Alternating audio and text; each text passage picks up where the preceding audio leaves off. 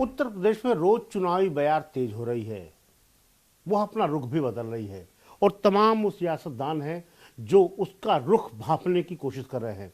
इस वक्त हम बात कर रहे हैं समाजवादी पार्टी के एक जाने माने चेहरे अबू आसिम आजमी से, और जो मुंबई से, महाराष्ट्र से आकर के उत्तर प्रदेश में चुनाव प्रचार कर रहे हैं, लोगों के बीच जा रहे हैं। अबू साहब दिन रात की मेहनत कर रहे हैं, आप मोदी मोर्चे पर हैं, बीएसपी है, आपको क्या लगता है कि उत्तर प्रदेश में जो चौतरफा फाइट है उसमें कहीं ना कहीं आप फंस गए हैं?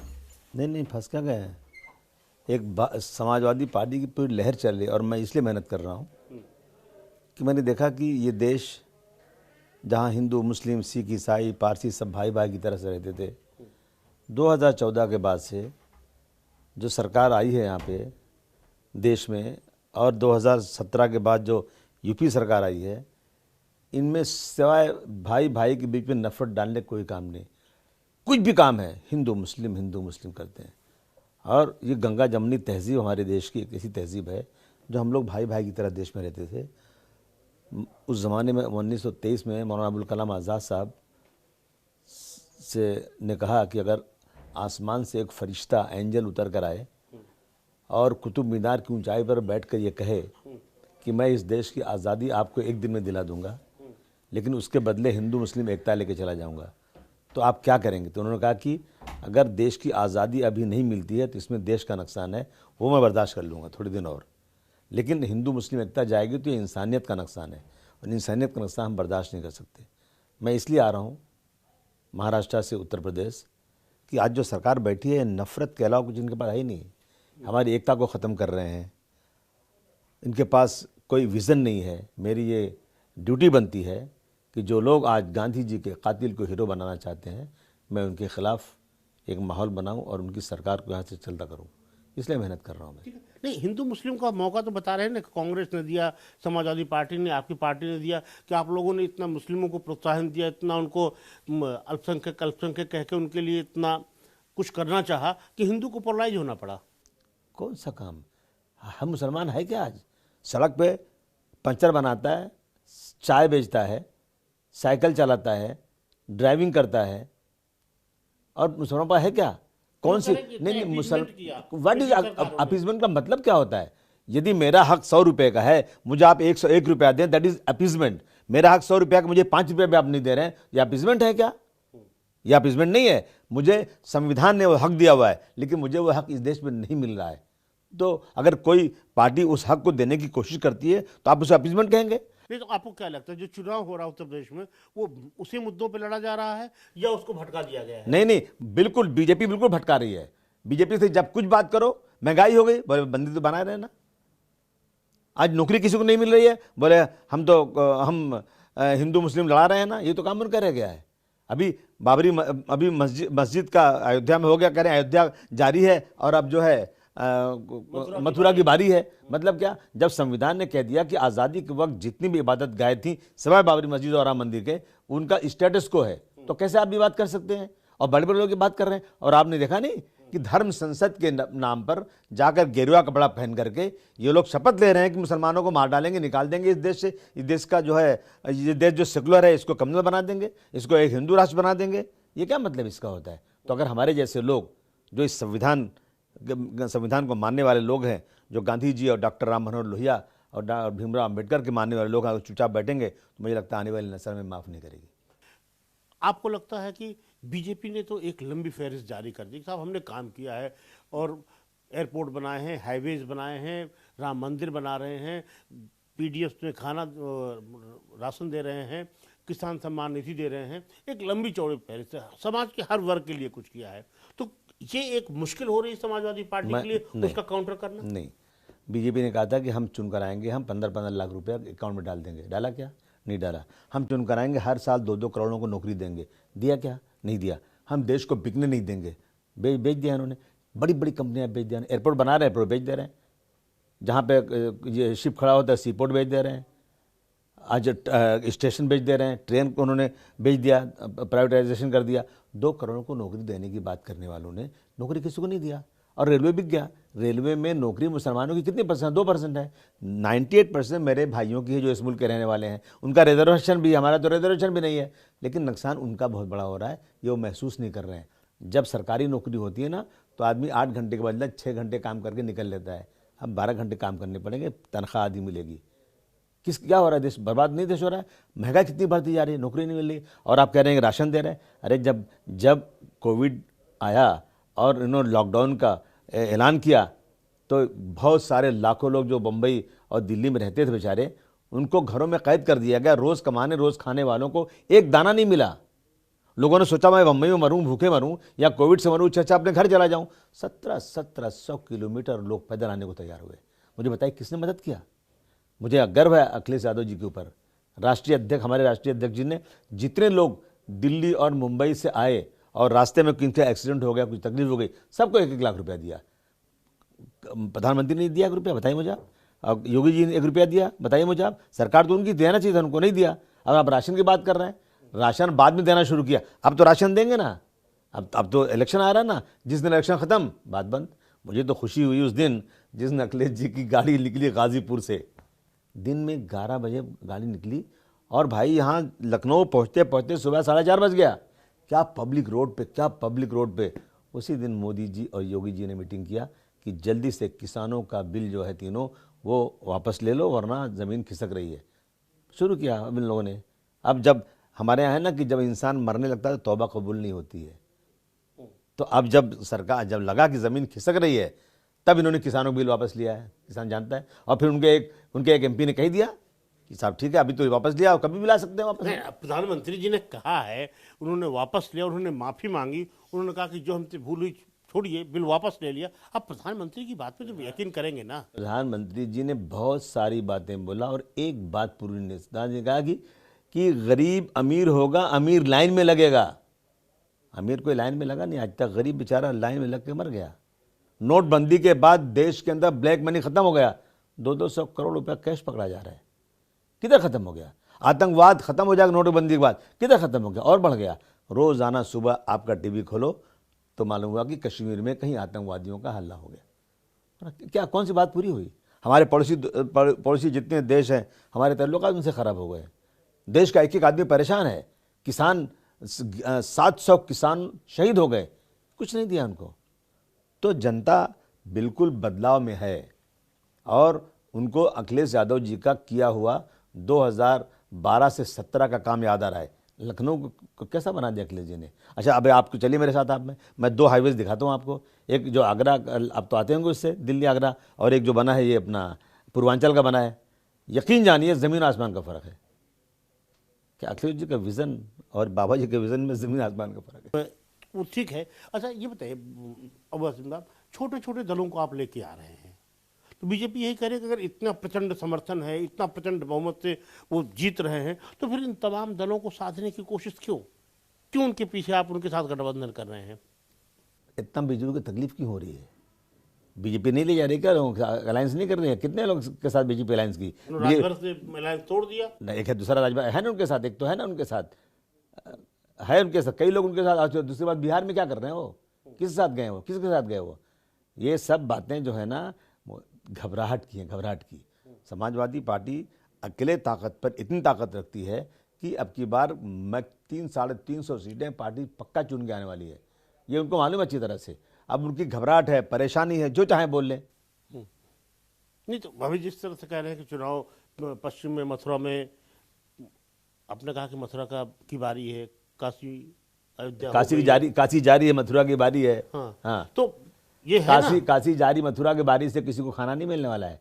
जो सरकार धर्म को इस्तेमाल करती है राज चलाने में, वो सरकारें निकम्मी होती हैं। जो सरकार जनता के सवालों को लेकर चलती है और डेवलपमेंट करती है, वो सरकार जो है ना कामयाब सरकार मानी जाती है। अच्छा, तो फिर कैसे मिलेगा हक उनको, मुसलमानों को? मिल रहा है, क्यों नहीं मिल रहा? आप देखिए 2012 में जितने चुन कर आए, जितने एमएलए चुन कर आए, उसमें 20% ज़्यादा मुसलमान है कि नहीं? 2012 में जब सरकार बनी समाजवादी पार्टी की, तो जितने मिनिस्टर बने 20% से ज़्यादा है कि नहीं? चेक कर लीजिए आप। क्या नहीं मिला? नौकरी यहाँ जब 5 साल में डीजी बनाए गए जितने, उसमें 2 डीजी मुसलमान बनाए उन्होंने। जैसे हिंदू को बनाया मुसलमान को भी बनाया।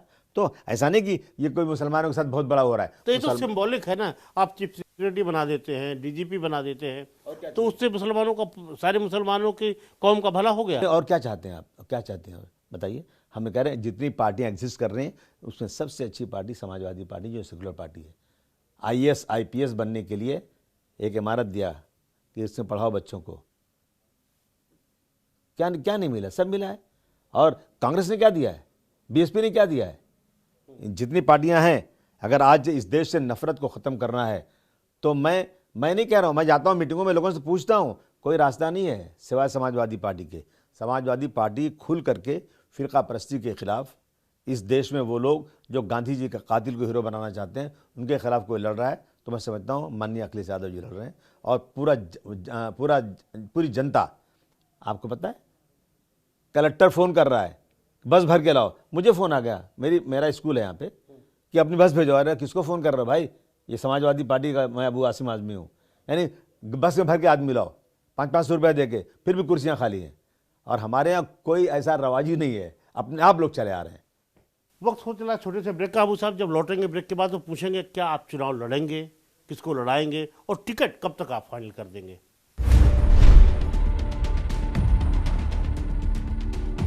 ब्रेक के बाद आपका एक बार फिर स्वागत है। हम बात कर रहे हैं समाजवादी पार्टी के नेता अबू आसिम आज़मी साहब से। अबू साहब, ये अब तो चुनाव आचार संहिता भी लग जाएगी, कब तक आपको लगता है टिकट फाइनल हो जाएगा? और जितनी बड़ी संख्या में आप दूसरे दलों से लोगों को ले रहे हैं, ऐसा नहीं लग रहा कि आपका जो जमीनी कार्यकर्ता है उसका हक मारा जाएगा और जो दल बदलू हैं ये उनको टेक ओवर कर? नहीं, ऐसा मतलब थोड़ा, जिसको पार्टी में लिया जा रहा है सबको टिकट दे दिया जाएगा। देखिए, मैं तो नहीं जानता इस बारे में, राष्ट्रीय अध्यक्ष जी को पूरा हक है, ये वो जिसको चाहे टिकट दें। परंतु समाजवादी पार्टी का जो कार्यकर्ता, ज़मीनी कार्यकर्ता है और जीतने लायक है, तो सबसे पहले उसका हक है, उसको टिकट मिलेगा। जितने लोग पार्टी ज्वाइन कर रहे हैं, क्या सबको टिकट मिलेगा? मेरे पास कितने लोग आते हैं, बीजेपी के सिटिंग एमएलए आ रहे हैं, हमने कहा भाई आपको ज्वाइन करना कर लीजिए, टिकट की कोई गारंटी नहीं है। तो वो अखिलेश यादव जी तय करेंगे किसको टिकट देना, किसको नहीं देना, और कब टिकट देना है वही समझेंगे।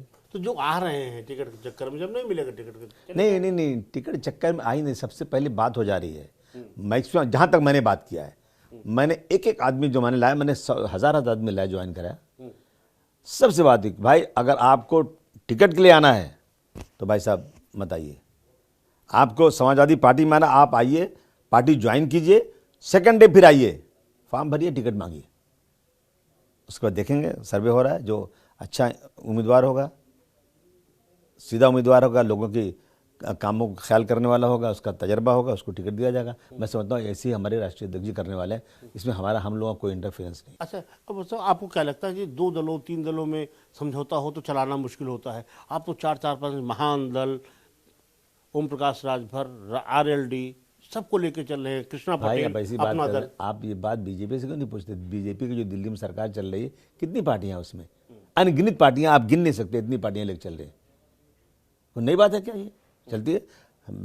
जो समाजवादी पार्टी जिसको ले रही है, सब अपने ख्यालात के लोग हैं, उनके साथ बैठ के बातचीत हो गई है, और हमारी पार्टी सबको बराबर इंसाफ देगी, सबको बराबर इज्जत देगी, सबको उसका हक देगी। और हम लोग 5 साल नहीं बल्कि आने वाला 10-15 साल तक इसी तरह से सरकार चलाने के बिल्कुल मूड में है। अब साहब, आप जब जनता के बीच में जाते हैं तो क्या आपको लगता है, जनता का क्या रिस्पॉन्स रहता है? आपको क्या लगता है कि आपकी किस बात पे सबसे ज़्यादा खुश हो रहे हैं, और क्या चीज़ वो है जो लोगों को खींच के ला रहा है आपके पास? दूध का दूध, पानी का पानी।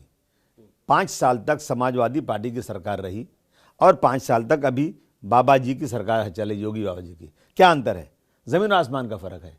हर इंसान परेशान है, हर इंसान में झगड़ा लगा के रख दिया गया है, अस्पताल में इलाज नहीं हो रहा है, लॉ एंड ऑर्डर की सिचुएशन बिल्कुल ख़राब हो चुकी है। बेटी बचाओ बेटी पढ़ाओ की बात करने वाले बेटियों के साथ रेप कर रहे हैं। और अभी देखा नहीं, मंत्री के लड़के ने गाड़ी चढ़ा दिया, और जब उसका कोर्ट के अंडर में जब उसका एसआईटी बनाया गया तो मालूम हुआ कि ये पहले से प्लानिंग थी, प्लानिंग करके मार दिया। जनता परेशान है। जनता, आप समझिए कि मैं समाजवादी पार्टी का हूँ इसलिए नहीं कह रहा हूँ, बल्कि आम जनता सड़क पर चलने, एक आदमी कहता है भैया 2022 में कब इलेक्शन होगा कि हम इनके जल्दी हटाई भी इनके, और हमारे कम से कम जान बचे भैया। गोरू जानवर हमारे खेत खा जा रहे हैं, कोई बोलने वाले। गांव के किसान आया, भैया बहुत परेशान हैं हम। कहा बैल भैया, हमारे खेतों का पूरा जानवर खा जाता है, और हम वहाँ तार लगाते हैं तो जानवर कहीं लग जाती चोट ना, तो हमको जेल जाना पड़ता है। क्या है? 2 बीघा खेत लोगों के पास, 1 बीघा खेत है, 3 बीघा खेत जानवर खा जा रहा है, छोटा कोई है, कोई नियंत्रण ही नहीं है। वो प्रधानमंत्री को बड़ी आपत्ति, जो आप लाल टोपी लगाए हैं, वो कहते हैं साहब ये रेड सिग्नल है, खतरे की घंटी है उत्तर प्रदेश के लिए। ये खतरे की घंटी बीजेपी के लिए है, उत्तर प्रदेश के लिए नहीं है। उत्तर प्रदेश के लिए बाहर है, ये क्रांतिकारियों की ये वो है, ये टोपी है। ये टोपी जो है ना, इनकलाब लाने वाली टोपी है। ये काली टोपी काले दिल वालों के खिलाफ ये टोपी है। काली टोपी वालों को हटाएगी और लाल टोपी वालों की सरकार आएगी, ये देख लीजिए आप।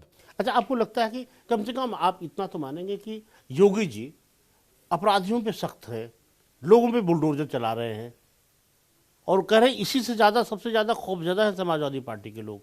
अतीक पे, मुख्तार पे, लोगों पे बुलडोजर चलाया, जमीन जो कब्जा की तो गरीबों को वापस दे दी, ये तो अच्छा काम किया। उससे बहुत ज्यादा लोग, उनसे ज्यादा क्रिमिनल उनके साथ आज भी हैं। कह रहे प्रदेश से क्रिमिनल भाग गया भाई, कौन कौन क्रिमिनल बचा है प्रदेश अरे में? क्राइम तो रोज हो रहा है, क्राइम तो रोज बढ़ते ही जा रहा है, लड़कियों का रेप हो रहा है और बीजेपी के लोग अंदर जेल में बैठे हुए हैं, रोज तो हो रहा है। दिन दहाड़े लोगों को मार दिया जा रहा है, किसी की जान सुरक्षित नहीं है, लॉ एंड ऑर्डर खत्म हो चुका है। और आप जो नेशनल क्राइम ब्यूरो की रिपोर्ट है वो देखिए ना, यूपी का नंबर क्या है, सबसे ज्यादा क्राइम यूपी में हो रहा है। नहीं, वो इसलिए हो रहा है क्योंकि योगी जी ने सख्त निर्देश दिया कि एफआईआर जरूर लॉन्च करिए। नहीं आपकी सरकार में तो कह रहे थे कि एफआईआर ही नहीं लॉन्च नहीं, करते। हम सुने, योगी जी ने कहा उठाओ और मार दो, ठोक दो, मतलब एफआईआर की जरूरत नहीं, ठोक दो और केस में बंद कर दो। अरे वकील बना है, कोर्ट है, कचहरी है, अगर इसी तरह ठोकना होता ना तो जो कसाब मुंबई में था, जिस पुलिस वाले ने पकड़ा था उसको मार दिया, वहीं कसाब को गोली मार देते। लेकिन भारतवर्ष के संविधान के मुताबिक उसे पकड़ा गया, पूरी इंक्वायरी हुई, फिर फांसी की सजा हुई।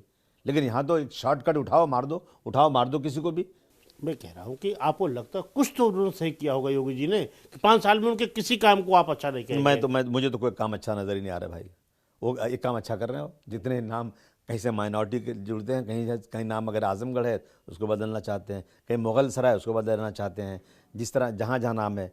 अभी कोई जो शायरों का नाम था अकबर इलाहाबादी, बोले उनका नाम इलाहाबादी का नाम निकाल दो वहाँ से, जो नया नाम लाए उसको वो डाल दो वहाँ पर। ये क्या है मतलब?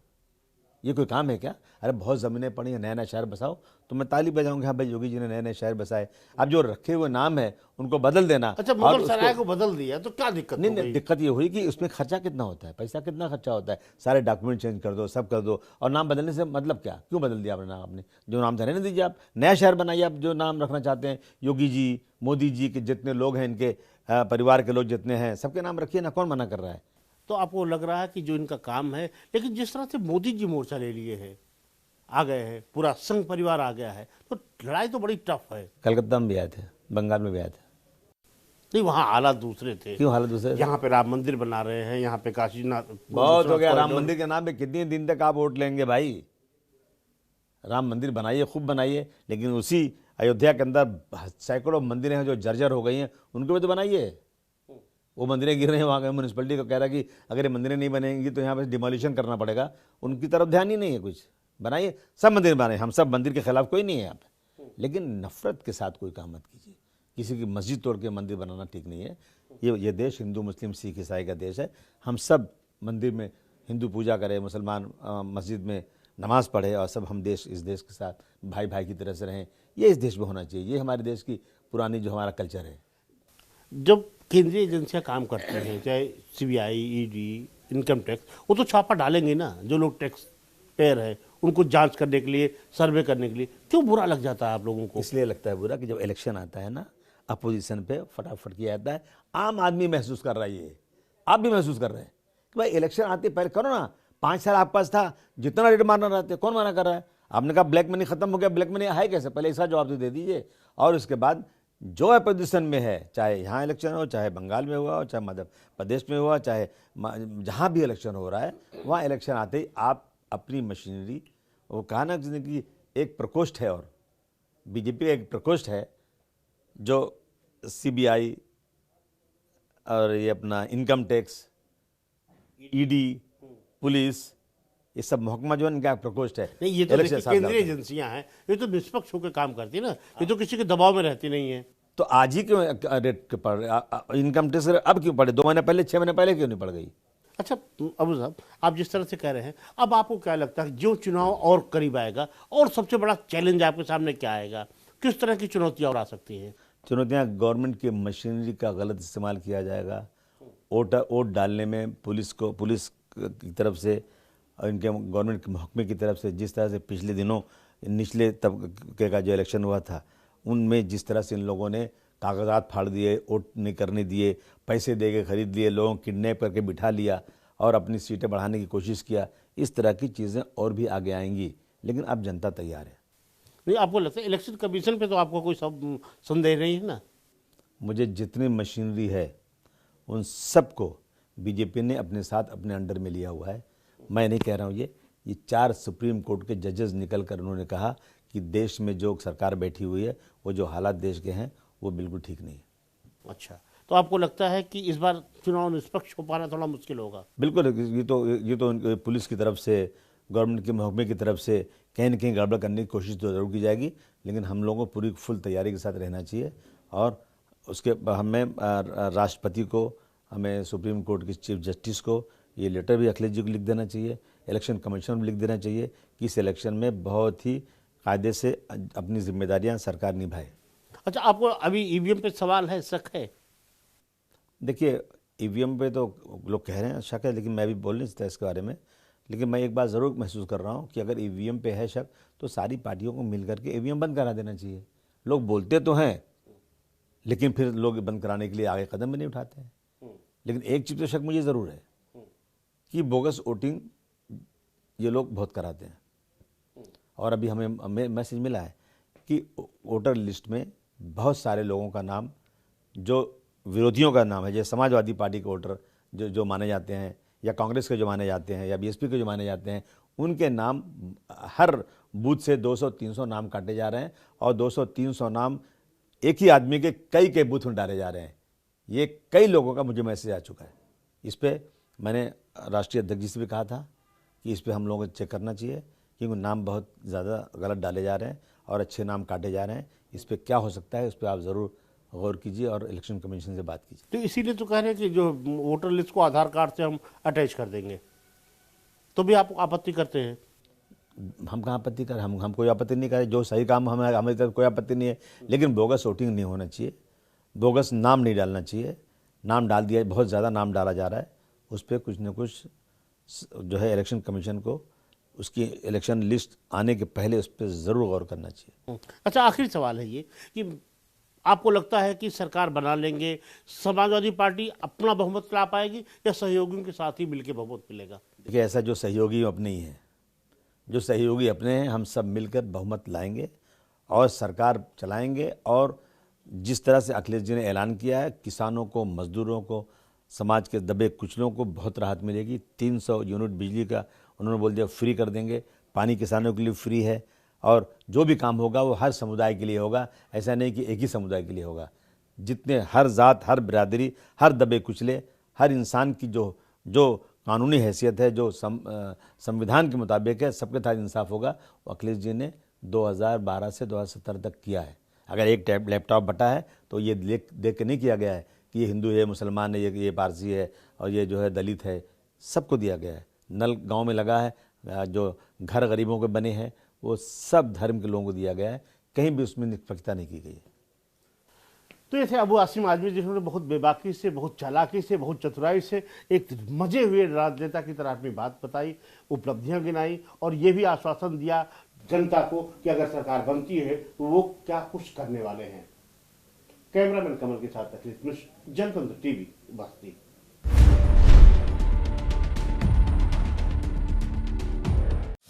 खबरों के निष्पक्ष विश्लेषण के लिए सब्सक्राइब करें Jantantra TV and press the bell icon. Never miss any update.